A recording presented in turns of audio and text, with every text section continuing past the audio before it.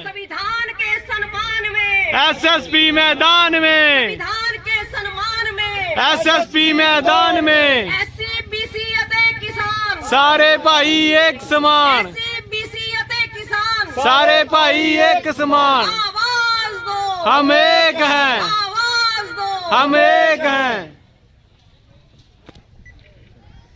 समाजिक क्रांति के जन्मदाता महात्मा ज्योतिबा फूले बेसहारिਆਂ ਦੇ सहारा, निताणिਆਂ ਦੀ ताण, ਨਿਓਟਿਆਂ ਦੀ ਓਟ, ਨਿਆਸਰਿਆਂ ਦੇ ਆਸਰਾ, परम पूज्य बाबा साहब डॉक्टर अंबेडकर जी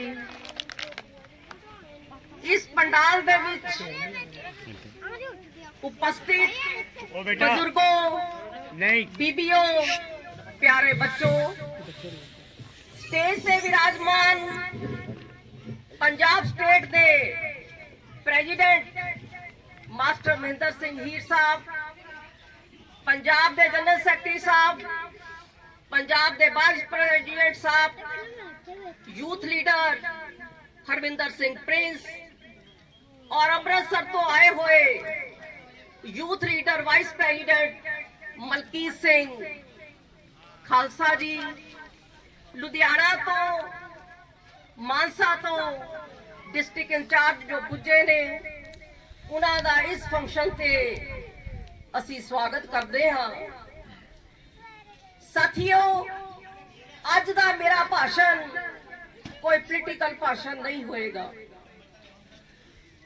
क्योंकि परसों जदों असी अपनी टीम नूं ये गल कही कि सरकार दियां हदायतां ने इस कारण करके असी लुधियाना दे फंक्शन दे विच फंक्शन नूं पोस्टपोन कीता ते हाथी कुछ हताश ते निराश हुए, क्योंकि 1 साल पहला जदों समाजिक संघर्ष पार्टी होंद विच आई ते असी पिछले साल भी अप्रैल दे विच फंक्शन अमृतसर दी धरती ते करना सी, पर उस वेले भी कोरोना आने दे नाल वो फंक्शन भी सानू पोस्टपोन करना पिया ते जदों असी सेकंड बार फिर फंक्शन करन दा उपराला कीता ते फिर सरकार दियां हदायतां कारण सानू फंक्शन बदलना पिया। सुनो, लेकिन अज मैं समाजिक संघर्ष पार्टी दे कैडर और वर्करां नूं ये गल दसना चाहती हाँ कि लिवासे खिजर में जहां रहजन भी घूमते हैं, लिवासे खिजर में यहाँ रहजन भी घूमते हैं, जमाने ने तो पहचान पैदा कर जीना है। पर दुख दी गल है साथियों, तथागत गौतम बुद्धा तो लेके अज तक जिन्ने भी रहबर इस समाज विच पैदा होए, उन्होंने सानू पहचान दसी, पहचान कि संत और शैतान नू तुसी पहचानना है।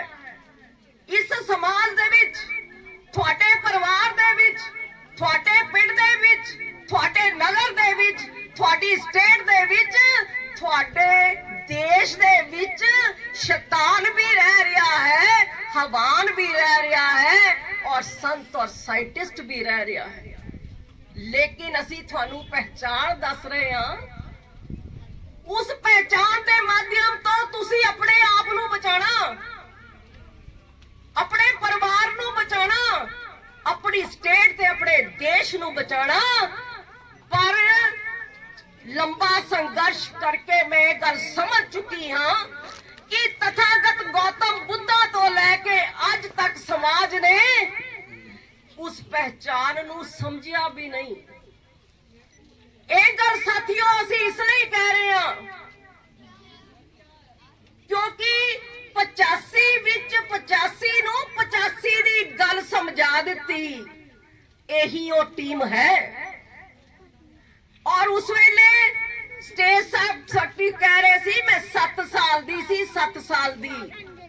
जदों तो समाज नू ये गल दसन चली हाँ की दसिया सी 85 विच 85 नू 85 दी गल समझा दी। तू बच गया सीरा गीरा तो, पर रहबरा लुट बचा दी। जा बड़िया करबे सबरां दे, ये साडा कोई कसूर नहीं समाजिक संघर्ष पार्टी हुण इंज कहंदी मंजिल हुण डाढी दूर नहीं, मंजिल हुण डाढी दूर। साथियों, आज असी देख रहे हैं कि पूरे भारत देश का जो किसान है और दिल्ली के बार्डर उत्ते रो रहा है। क्यों रो रहा है? कि साडियां फसलां ते साडियां नस्लां दा मुद्दा आके खड़ा हो गया। पर मेरियो भैनों, मेरे बुजुर्गों, मेरे नौजवानों, आज तो 100 साल पहला इस भारत देश के लोगों नू प्यार करन वाला बाबा साहब डॉक्टर अंबेडकर खड़ा होके जिन्ने भी जोगा सी, जिन्नी भी उच्ची हेक ना बोल सकता सी, ये गल कही कि दुनिया दे लोगों, भारत देश दे लोगों, मेरी गल सुन लो। ये जड़ी आजादी दी लड़ाई, आजादी दी लड़ाई, आजादी दी लड़ाई लोग दवाई दे रहे ने, वो बेईमान लोग ने, वो हिंदू महासभा बेईमान है। वो इस भारत देश दे विच हिंदू राष्ट्र कायम करना चाहती है। ये आजादी दी लड़ाई नहीं, ये एक पावर ट्रांसफर दी लड़ाई है, पावर ट्रांसफर दी लड़ाई। लेकिन बाबा साहब डॉक्टर अंबेडकर दी गल नू किसी ने भी नहीं सुनिया। यही कारण है कि आज भारत देश का 5 साल का बच्चा भी जदों असी सत्थ विच जांदे हां ते साडा झंडा फड़ के साडे तो पुछदा है कि मैडम मैं घर विच भी सुरक्षित नहीं हाँ, मेरा भरा भी मेरे ते मैली अख रख रहा है, मेरा चाचा भी मेरे ते मैली अख रख रहा है, और पिंड दे मुस्टंडे भी मेरे ते मैली अख रख रहे ने। जदों घर दे मैनू स्कूल भेजदे ने ते मास्टर भी भैड़ी अख रख रहे ने। मैडम मैं तेरा भाषण नहीं सुनना कि तू ते तेरी पार्टी या थोड़े वर्गे भाषण देने वाले लोग सानू सुरक्षा दे सकते ने, सुरक्षा दे सकते ने। उस तो बाद कॉलेज और स्कूलों में पढ़न वालियां साडियां नौजवान बच्चियां भी पूछ रही ने, थोड़े सामने है ये बाबे नानक दी धरती, जिथे खड़े होके उस रायबर ने गल कही कि 100 क्यों मंदा आखिए जित जम्मे राजान। इसी धरती दे उत्ते दुनिया दे सब तो वड्डे डेमोक्रेटिक कंट्री दे विच 2 होनहार बच्चियां नू कुछ दिन पहला ही मुस्टंडे गोलियां मार के मार दिंदे। ये पंजाब दे नौजवान कुराहे क्यों पै गए? ये पंजाब दी नौजवानी ओ नौजवानी सी जदों गजनी दे बाजारां दे विच भारत दी औरत नू लैके नीलाम कीता जांदा सी। ये पंजाब दे नौजवान उत्थों इस देश दियां धीआं भैणां नू सुरक्षित लिया के घरां दे विच पनाह दिंदे सी। और अगर कोई ये कहंदा सी साडी बच्ची अपवित्र हो गई असी नहीं रखना, ते ओ नौजवान सूरमे अपने दे नाल ब्याह करांदे सी ते उन्हां नू लासानी जिंदगी दिंदे सी। ये पंजाब दी नौजवानी थे कितना ये गल हो। साथियों इसलिए हो गई क्योंकि मेरी जिंदगी दा एक लंबा तजर्बा है। इस समाज दे विच कंपीटेंट लोग आंदे ने, सानू सच दसदे ने, पर असी उन्हां दी गल नहीं सुनदे। साथियों बाबा साहब डॉक्टर अंबेडकर जी ने एक मूवमेंट बनाई, सानू हड्डा रोड़ी तो चुक के 1 मैन और 1 वोट तक इदा ही नहीं असी आ गए। संविधान बनाने का काम साडे बुजुर्गों नू मिलिया, लेकिन उस वेले भी वो शैतान लोग कल कह रहे सी गरीब लोगों नू, अनपढ़ लोगों नू, जिन्हां कोल जमीनां नहीं हन, जेड़े बोल नहीं सकते, जेड़े पढ़ नहीं सकते, इन्हां नू वोट पाण दा हक नहीं होना चाहिए।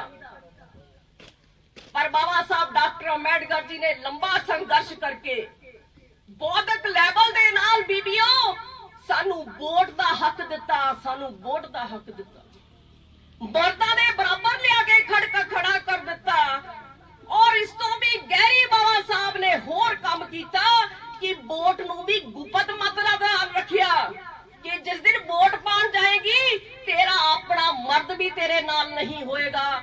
ਬੇਖੌਫ ਰਹਿ ਕੇ ਤੂੰ ਉਸ ਇਨਸਾਨ ਨੂੰ ਜਿੱਤਣਾ ਹੈ, ਜਿਤਾ ਕੇ ਪਾਰਲੀਮੈਂਟ और असेंबली च भेजना है जो तेरे हकों की राखी कर सके। और 26 जनवरी 1950 ਨੂੰ ਬਾਬਾ ਸਾਹਿਬ ਡਾਕਟਰ ਅੰਬੇਡਕਰ ਨੇ ਇਹ ਗੱਲ ਕੀ, ਹਜ਼ਾਰਾਂ ਸਾਲਾਂ ਦੀ ਗੁਲਾਮੀ ਤੋਂ ਬਾਅਦ ਅੱਜ ਤੁਸੀਂ ਆਜ਼ਾਦ ਹੋ ਗਏ, ਅੱਜ ਤੁਸੀਂ ਸੁਤੰਤਰ ਹੋ ਗਏ। ਅੱਜ ਰਾਜੇ ਦੀ ਵੀ ਵੋਟ ਦੀ ਉਹੀ ਕੀਮਤ ਹੈ और गुलाम ਦੇ ਵੋਟ ਦੀ ਵੀ ਉਹੀ ਕੀਮਤ ਹੈ। गुलाम ज्यादा ने और जेड़ियां ज्यादा वोटां होणगियां और राजा बनेगा राजा।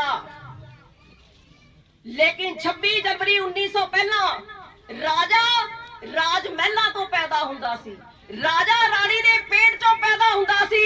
पर बाबा साहब डॉक्टर अंबेडकर खुश सन आज राजा कुलियां तो भी पैदा होएगा।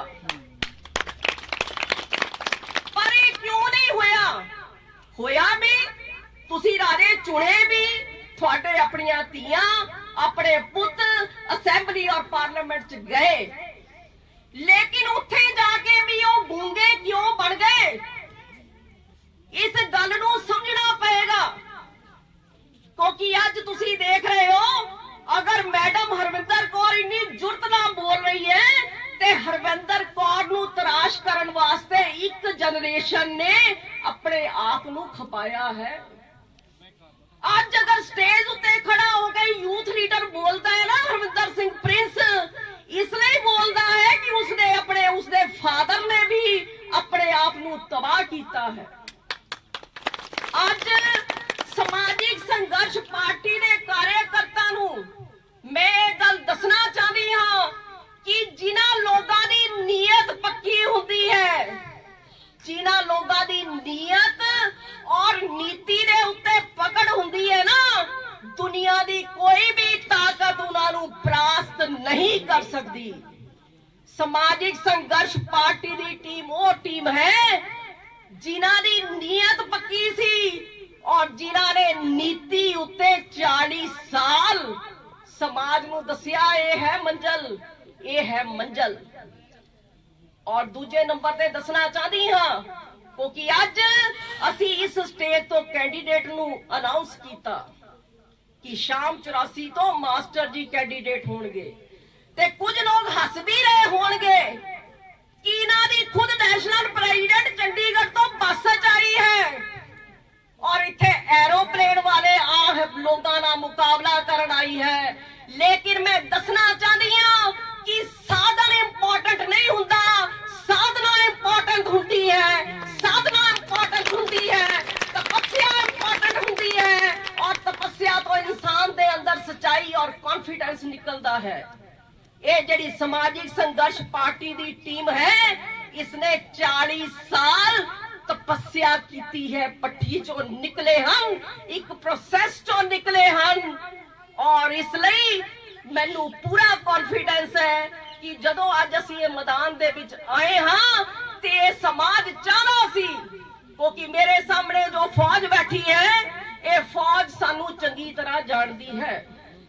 लेकिन साथियों अज दुख दी गल है, दुख दी गल इसलिए है कि जिस घर नू अज तो 35 साल पहला बनाया सी, साथियों का यह सवाल भी हो सकता है कि वो घर हुंदे होए मैडम हरविंदर कौर अज तुसी नवा घर क्यों बनाया?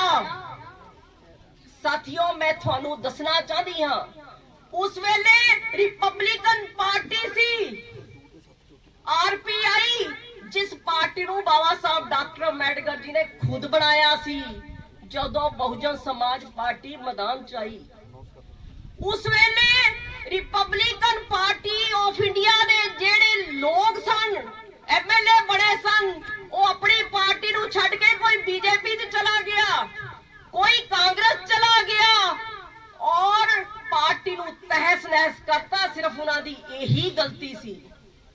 लेकिन जिस पार्टी नू असीं बनाया सी उस पार्टी ने एमएलए एमपी सिर्फ कांग्रेस और अकालियां च ही नहीं गए, बहुजन समाज नू सर्व समाज बना दिता। ਹਾਥੀ ਨੂੰ ਗਣੇਸ਼ ਬਣਾ ਦਿੱਤਾ, ਵਿਚਾਰਧਾਰਾ ਨੂੰ ਵੇਚ ਦਿੱਤਾ, ਮੀਡੀਆ ਨੂੰ ਖਤਮ ਕਰ ਦਿੱਤਾ, ਕੈਡਰ ਨੂੰ ਖਤਮ ਕਰ ਦਿੱਤਾ, ਵਰਕਰ ਨੂੰ ਖਤਮ ਕਰ ਦਿੱਤਾ। ਉਹ ਬਰਮਾ, ਸ਼ਰਮਾ, ਤਿਵਾੜੀ ਔਰ ਮਿਸ਼ਰਾ ਜਿਹੜਾ ਬਹੁਜਨ ਸਮਾਜ ਪਾਰਟੀ ਦਾ ਮੈਂਬਰ ਵੀ ਨਹੀਂ ਬਣ ਸਕਦਾ ਸੀ, ਉਹ ਹਾਥੀ ਦਾ ਮੁਹਾਵਤ ਬਣਾ ਦਿੱਤਾ। ਲੇਕਿਨ ਫਿਰ ਵੀ ਸਾਥੀਓ, ਸਾਡੀ ਆਪਣੇ ਲੀਡਰ ਨਾਲ ਕਮਿਟਮੈਂਟ ਸੀ। ਅੱਜ ਮੈਂ ਦੱਸਣਾ ਚਾਹਦੀ ਹਾਂ, ਦਿੱਲੀ ਦੀਆਂ ਸੱਥਾਂ ਤੇ ਜਿਹੜੇ 40-45 ਲੀਡਰ ਬੈਠੇ ਨੇ ਜੋ ਲੀਡ ਕਰ ਰਹੇ ਨੇ, ਉਹਨਾਂ ਦਾ ਵੀ ਜ਼ਿੰਦਗੀ ਦਾ 40 ਸਾਲ 45 ਸਾਲ ਦਾ ਤਜਰਬਾ ਹੈ। 26 ਜਨਵਰੀ ਨੂੰ ਤੁਸੀਂ ਦੇਖਿਆ ਕੀ ਹੋਇਆ ਕਿ ਉਹ ਲੀਡਰਸ਼ਿਪ ਦਾ ਕਹਿਣਾ ਨੌਜਵਾਨਾਂ ਨੇ ਨਹੀਂ ਮੰਨਿਆ ਨਾ, ਜਿਹਦੇ ਕਾਰਨ ਉਸ ਅੰਦੋਲਨ ਨੂੰ ਧੱਕਾ ਲੱਗਿਆ। ਉਹ ਵਕਤ ਸਾਡੇ ਉੱਤੇ ਵੀ ਆਇਆ। 85 ਦੇ ਵਿੱਚ ਹਰਵਿੰਦਰ ਕੌਰ ਵੀ ਲੱਖਾ ਸਧਾਣਾ ਔਰ ਦੀਪ ਸਿੱਧੂ ਮੰਗਰ ਹੀ ਗਰਜਦੀ ਸੀ ਕਿ ਲਾਲ ਕਿਲੇ ਤੇ ਨੀਲਾ ਝੰਡਾ ਚਲਾਣਾ, ਲਾਲ ਕਿਲੇ ਤੇ ਨੀਲਾ ਝੰਡਾ ਚਲਾਣਾ। ਪਰ ਸਾਡੇ ਵੀ ਸਾਥੀਆਂ ਨੇ ਇਹ ਗੱਲ ਕਹੀ। ਉਹਨਾਂ ਇੰਟੈਲੈਕਚੁਅਲ ਲੋਕਾਂ ਨੇ, ਇੱਕ ਪਾਸੇ ਸਾਹਿਬ ਕਾਂਸ਼ੀ ਰਾਮ ਜੀ ਖੜੇ ਸੀ, ਦੂਜੇ ਪਾਸੇ ਇੰਟੈਲੈਕਚੁਅਲ ਲੀਡਰਸ਼ਿਪ ਖੜੀ ਸੀ। ਔਰ ਜਿਨ੍ਹਾਂ ਨੂੰ ਤੁਸੀਂ ਅੱਜ ਲੀਡਰ ਕਹਿੰਦੇ ਹੋ ਨਾ, ਇਹਨਾਂ ਲੀਡਰਾਂ ਨੂੰ ਮੈਡਮ ਹਰਵਿੰਦਰ ਕੌਰ ਨੇ ਪੜਾਇਆ ਹੋਇਆ ਹੈ। ਇਹ ਸਾਰੇ ਗੁੰਗੇ ਸੀ, ਇਹਨਾਂ ਨੂੰ ਬੋਲਣਾ ਵੀ ਨਹੀਂ ਆਉਂਦਾ ਸੀ।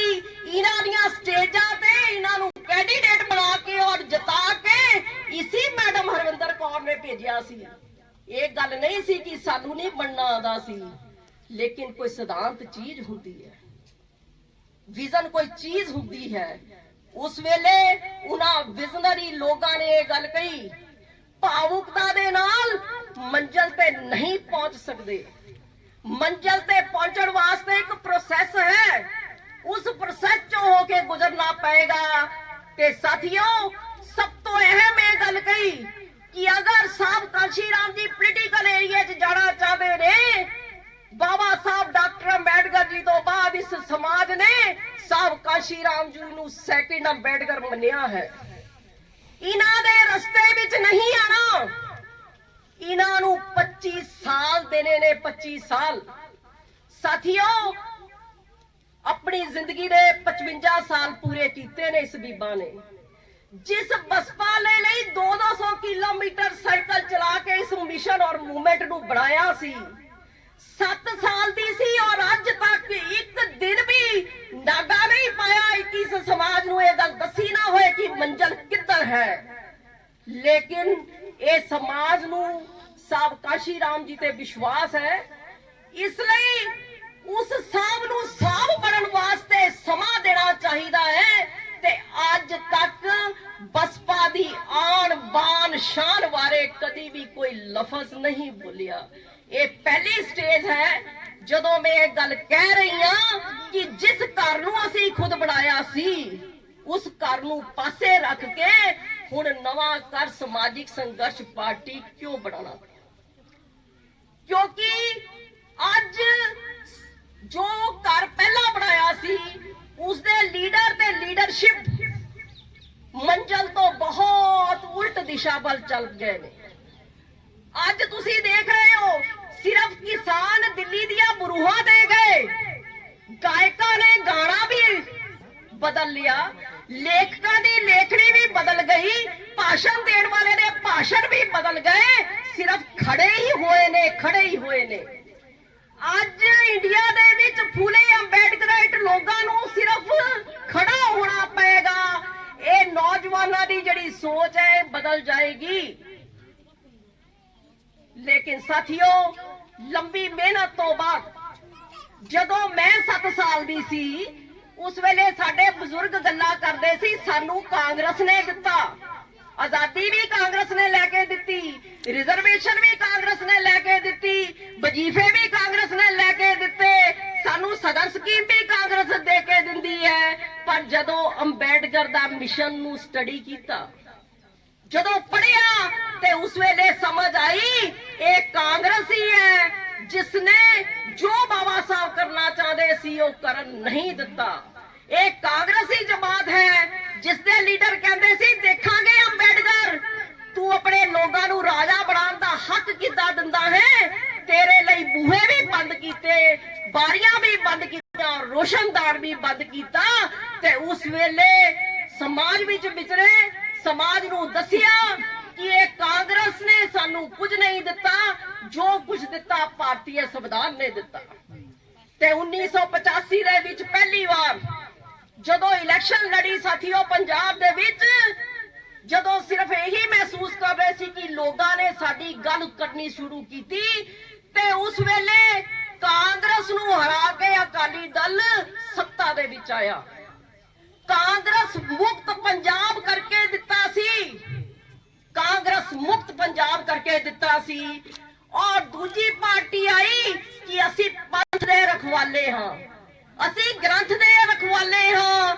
ਲੇਕਿਨ ਜਦੋਂ ਉਹਨਾਂ ਨੂੰ ਮੌਕਾ ਮਿਲਿਆ, ਉਹਨਾਂ ਨੇ ਪੰਥ ਦੀਆਂ ਵੀ ਧੱਜੀਆਂ ਉਡਾਤੀਆਂ ਔਰ ਗ੍ਰੰਥ ਦੀਆਂ ਧੱਜੀਆਂ ਵੀ ਉਡਾਤੀਆਂ, ਔਰ ਅੱਜ ਆਪਣੇ ਆਪ ਵੀ ਰੋ ਰਹੇ ਹਨ। ਇਸ ਲਈ ਅੱਜ ਸਮਾਜ ਨੂੰ ਦੱਸਣਾ ਪਏਗਾ, ਕਾਂਗਰਸ ਨੇ ਵੀ ਲੁੱਟਿਆ, ਅਕਾਲੀਆਂ ਨੇ ਵੀ ਲੁੱਟਿਆ, ਔਰ ਪਿਛਲੀ ਵਾਰੀ ਪੰਜਾਬ ਦੇ ਲੋਕਾਂ ਨੇ ਇੱਕ ਭਗਵੰਤ ਮਾਨ ਉੱਠਿਆ, ਗਾਣ ਵਾਲਾ ਲੀਡਰ, ਔਰ ਅਸੀਂ ਸਿਰਫ ਕੰਨਾਂ ਦੇ ਰਸ ਦੇ ਕਾਰਨ ਜਿਹੜਾ ਅੱਵਲ ਦਰਜੇ ਦਾ ਨਸ਼ੇੜੀ ਹੈ, ਉਹਦੀ ਝੋਲੀ ਦੇ ਵਿੱਚ ਵੀ ਅਸੀਂ 20-22 ਸੀਟਾਂ ਪਾ ਦਿੱਤੀਆਂ। ਕਿਉਂ ਪਾ ਦਿੱਤੀਆਂ? ਇਹ ਪੰਜਾਬ ਦੇ ਵਿੱਚ 35% ਸ਼ੈਡਿਊਲਡ ਕਾਸਟ ਹੈ, 35% ਸ਼ੈਡਿਊਲਡ ਕਾਸਟ, ਔਰ 35% ਹੀ OBC समाज है। और जिस समाज दी अपना धर्म होए पंजाब दे विच, उन्हां कोल अपनी जमीन भी होए, उन्हां कोल अपनी सत्ता भी होए, 18 उन्हां कोल पार्टियां होण, एक पार्टी आंदी है दिल्ली तो ते असीं ओदी सत्ता दे विच 20-22 सीटां पा दिंदे हां। मैं आम आदमी पार्टी दी भी हकीकत साथियों तुहानूं दसना चाहती हां, जो तुसी समाज विच जाके दसनी। आम आदमी पार्टी दा लीडर केजरीवाल शेड्यूल्ड कास्ट लोगां नूं तां 1932 दे विच रिजर्वेशन मिल गई, पर OBC समाज जो साडा वड्डा समाज है, वड्डा भरा है, उसनूं उसदे आजादी दे विच भी रिजर्वेशन नहीं मिली। जदों संविधान दे विच बाबा साहब ने रिजर्वेशन रखी, देश आजाद होया, संविधान लागू होया, तद भी देश दी पहली सरकार बाबा साहब चाहते सी कमीशन बनाया जाए, उन्हां लोगां नूं भी पढ़ाई दे विच पढ़ के नौकरियां उन्हां बच्चियां नूं मिलनियां चाहीदियां ने, इन्हां लोगां नूं भी तरक्की दे हक मिलने चाहिए ने। जदों पहली सरकार ने OBC समाज लई कमीशन नहीं बनाया ते बाबा साहब डॉक्टर अंबेडकर ने मंत्री पद तो अस्तीफा दिता। की कारण सी? एक बीबियां दा कारण सी हिंदू कोड बिल, क्योंकि इस देश की सरकार कहती सी कि ये बीबियां नूं इदां भाषण देने नहीं चाहिए, बीबियां सरपंच बननियां नहीं चाहिए, MLA बननियां नहीं चाहिए, पर बाबा साहब कहते सी जिस कौम दियां, जिस देश दियां बीबियां बब्बर शेरनियां नहीं होंदियां, उस कौम दे विच कदी बब्बर शेर पैदा नहीं हो सकते। इसलिए साथियों, जदों OBC समाज की गल आई, उसनूं भी इग्नोर किया गया ते OBC समाज के हक्कां कारण बाबा साहब ने दूजा कारण सी रिजाइन दिता। तीजा कारण सी कि पहली सरकार की जो विदेश नीति सी वो सही नहीं सी। बाबा साहब का कहना सी जो साडे नेड़े दे कंट्री ने उन्हां नाल साडा बिहेव चंगा होना चाहिए है। क्यों कहते सी? अज तुहानूं मैं दसना चाहती हाँ, पंजाब दे नाल लगदा है पाकिस्तान, अगर बार्डर खोल दिता जावे ते पंजाब दे सारे ही किसान खुशहाल हो सकते हैं। इस बार्डर तो सप्लाई हो सकता है, टमाटर भी, प्याज भी, दाला भी, कणक भी, चौल भी। पर सरकारां दीयां की पॉलिसियां ने, पंजाब दी जिड़स पहला जाती है बॉम्बे, बॉम्बे तो पोर्ट होके फिर जाती है पाकिस्तान। एडा बड़ा विच धोखा है, और इहदे वास्ते सानू सारियां नू सिर जोड़ के बैठना पएगा। ते जदों OBC समाज की गल होई ते झाड़ू वाली पार्टी दे लीडर केजरीवाल विरोध किया कि OBC समाज नू रिजर्वेशन नहीं मिलनी चाहिए। ਇਹ ਗੱਲ ਤੁਹਾਨੂੰ ਓਬੀਸੀ ਸਮਾਜ ਦੇ ਘਰਾਂ ਦੇ ਵਿੱਚ ਜਾ ਕੇ ਸੱਥਾਂ ਵਿੱਚ ਖੜੇ ਹੋ ਕੇ ਦੱਸਣੀ ਪਏਗੀ।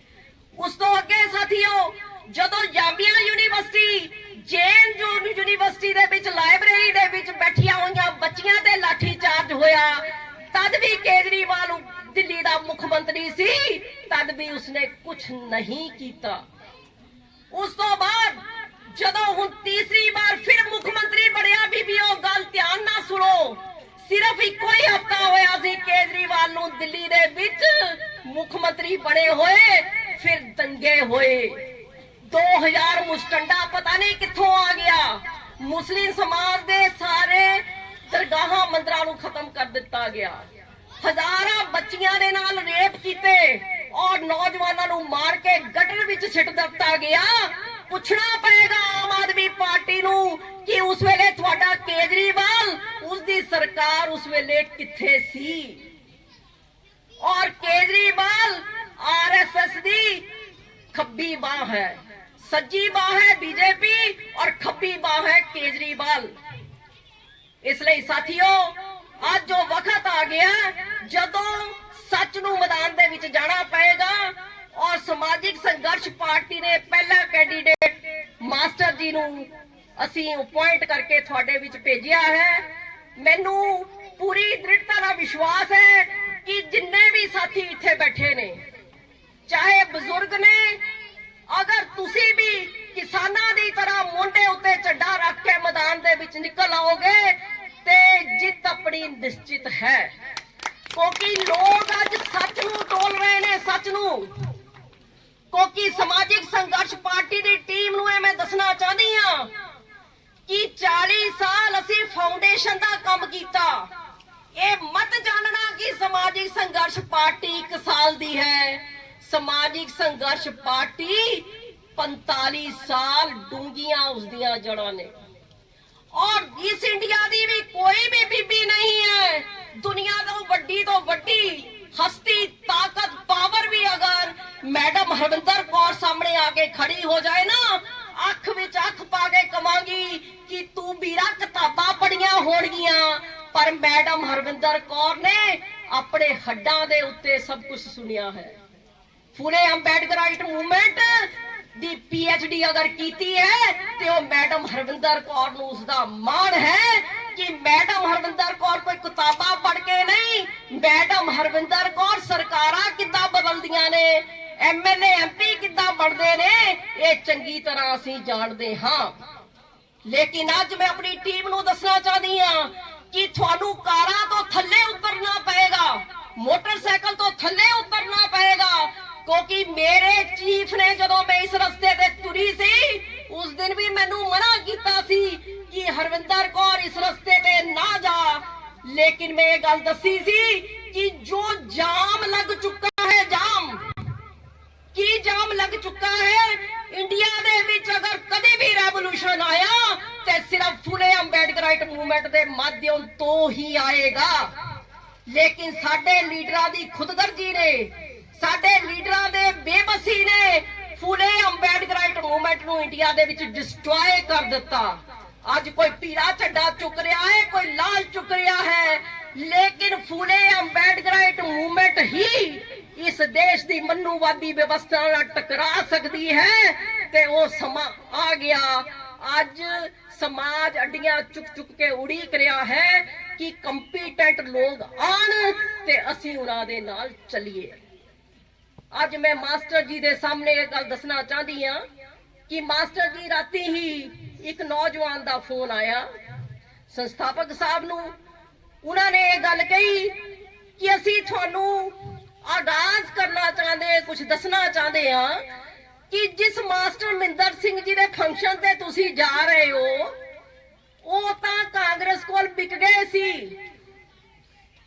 ਲੇਕਿਨ ਸਾਥੀਓ, ਮੈਂ ਤੁਹਾਨੂੰ ਇੱਕ ਗੱਲ ਦੱਸਣਾ ਚਾਹੁੰਦੀ ਹਾਂ, 1981, 82 ਔਰ 83 ਦੇ ਵਿੱਚ ਇਸੇ ਦੁਆਬੇ 'ਚ ਜਦੋਂ ਨਾਕੇਬੰਦੀਆਂ ਹੁੰਦੀਆਂ ਸੀ ਨਾ, ਸੋਸ਼ਲ ਬਾਈਕਾਟ ਹੁੰਦੇ ਸੀ, ਤੇ ਉਸ ਵੇਲੇ ਮੈਡਮ ਹਰਵਿੰਦਰ ਕੌਰ ਤੇ ਉਹਦੇ ਨਾਲ ਨੌਜਵਾਨ ਜਿਹੜੇ ਹੁੰਦੇ ਸੀ, ਜਦੋਂ ਅਸੀਂ ਪੁਲਿਸ ਥਾਣੇ ਚਲੇ ਜਾਂਦੇ ਸੀ ਨਾ, ਉਹਨਾਂ ਸਾਥੀਆਂ ਨੂੰ ਮੈਂ ਗੱਲ ਦੱਸਣਾ ਚਾਹੁੰਦੀ ਹਾਂ, ਥਾਣੇਦਾਰ ਔਰ ਮੁਨਸ਼ੀ ਵੀ ਸਾਨੂੰ ਸੀਟ ਦਿੰਦੇ ਸੀ, ਕੁਰਸੀ ਦਿੰਦੇ ਸੀ ਕਿ ਬਹਿ ਜਾਓ ਬਹਿ ਜਾਓ ਬਹਿ ਜਾਓ। ਪਤਾ ਹੈ ਕਿ ਤੁਸੀਂ DS4 ਵਾਲੇ ਹੋ।